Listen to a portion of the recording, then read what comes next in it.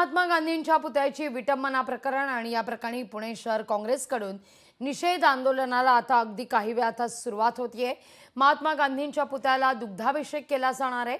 Pune railway station समोरील महात्मा गांधी यांच्या पुतळ्याची विटंबना केल्याचा प्रकार आणि आता हा सगळा प्रकार घडल्यानंतर पुणे शहर काँग्रेसकडून निषेध आंदोलन सुरू होत आहे।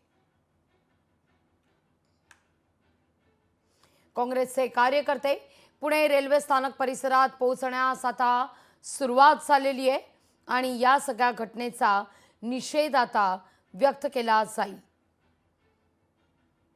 या सगळ्याविषयी अधिक माहिती घेण्याकरता थेट जाऊया पुण्याला आपले प्रतिनिधी अमोल धर्माधिकारी यांच्याकडे। अमोल, काय अधिक माहिती या सगळ्या संदर्भात?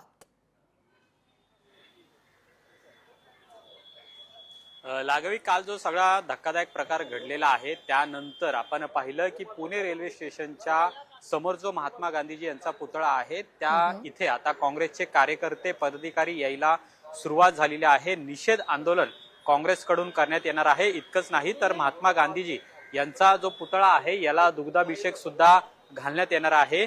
सूरज शुक्ला नावाच्या व्यक्तीने हे सगळं कृत्य केलेलं आहे। त्याला आता पोलिसांनी ताब्यात सुद्धा घेतलेलं आहे आणि त्याची चौकशी आहे ती सुद्धा पोलिसांकडून केली जात आहे।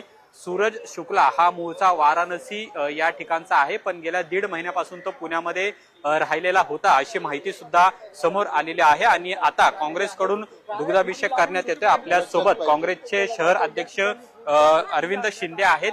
सगळा हा प्रकार धक्कादायक आहे आणि निषेध करावा तितका कमी आहे। काय तुमच्याकडे माहिती अधिक या संदर्भातली आलेली आहे? जो सूरज शुक्ला नावाचा व्यक्ती आहे तो मूळचा वाराणसीचा असल्याचं समोर येते।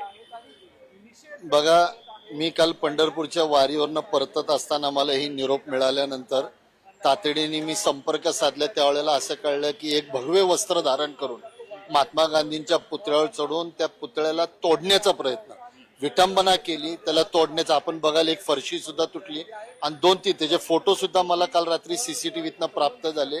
त्या छातीवर त्यांनी कोयत्याने वार केले।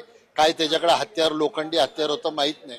पोलिसांनी त्याला इथं जेव्हा काही रिक्षावाले होते, काही होते, त्यांनी त्याला धरला, पोलिसांच्या हवाली केला, पोलिस आली। पण पोलिसांशी बोलल्यानंतर कळते की पोलिसांचा तो मानसिक रुग्ण आहे। प्रत्येक वेळेला थोर पुरुषांचे ज्या ज्या वेळेला विटंबना होतात त्यावेळेला मानसिक रुग्णच निघतो का? त्या मानसिक रुग्णाला एवढं कसं कळतं की मी भगवे कपडे घालूनच करायचं? तो मानसिक रुग्ण वाराणसीचाच कसा निघतो? तर आजच्या तारखेमध्ये भारतीय जनता पक्षाने ही जी काही विषमता, ही जे काही विषय कालवलेला आहे, या विषय कालवल्यानंतर ह्या अशा घटना घडत राहतात। आम्ही त्याचा तीव्र निषेध करतो।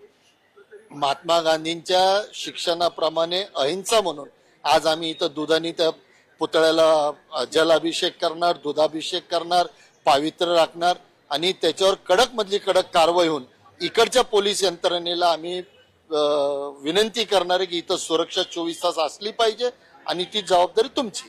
कडक कारवाई करावी अशा पद्धतीची मागणी आहे। आणि आता काही वेळातच या बाजूला आपण पाहतोय की काँग्रेसचे कार्यकर्ते हे सुद्धा एकत्र आलेले आहेत आणि दुग्धाभिषेक महात्मा गांधीजी यांच्या पुतळ्याला केला जाणार आहे। आणि अशा पद्धतीच्या घटना या पुन्हा घडू नये यासाठी पोलिसांनी सुद्धा कडक पावलं उचलणं गरजेचं आहे।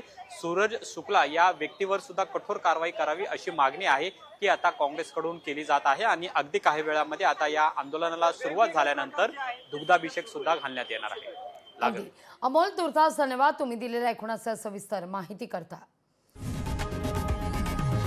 लोकशाही मराठी ऐका, पहा, जागरूक रहा।